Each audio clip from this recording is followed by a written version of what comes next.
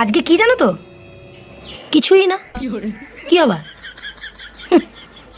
না, তাই ভাবছি যে বছরের শুরুতে 8টা দিন কি সুন্দর করে নষ্ট করে ফেললাম।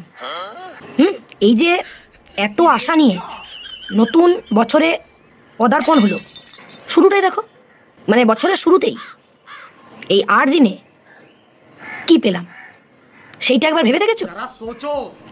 এই যে সব বলছিল যে এই রাশি টাকার মুখ দেখবে, একেবারে ধন সম্পত্তিতে একেবারে শুরুতেই ফুলে ফেঁপে উঠবে, কোথায় কোথায়? টাকা তো জমলই না, উল্টে আমি নিজেই শীতে জমে যাচ্ছি। ঠিক বলেছো। কি দেখলাম এই 8টা দিনে? মানে একটা নির্লজ্জ শীত দেখলাম। দুদিনে এতটা নিচে নামতে পারে, মানে না দেখলে বিশ্বাসযোগ্য নয়। না, আমি তো একবার মাঝে ভেবেছিলাম যে এটার একটা তদন্ত হওয়া দরকার।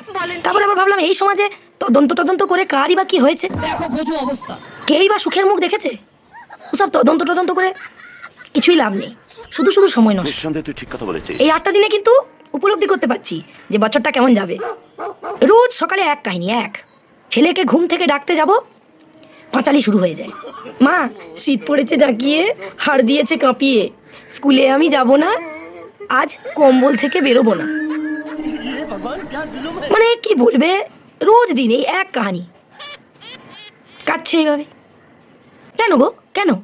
বছরের শেষে গিয়ে আরে সারা বছরটা কি গেল। শুরুটাই দেখো, আজকে 8ই জানুয়ারি, 8টা দিন নষ্ট হয়ে গেল, হেলায় নষ্ট হচ্ছে। আমি একটা সময় ভাবছিলাম যে সত্যি বাঙালির জীবন ভোর শুধু তলাতেই কেটে গেল।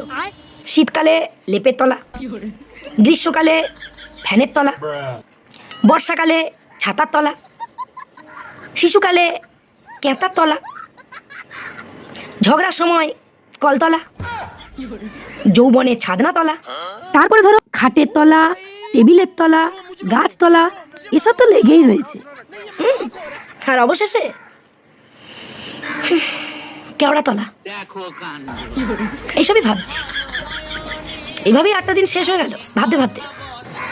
আর কি করব, সুন্দর করে নষ্ট হয়ে গেল।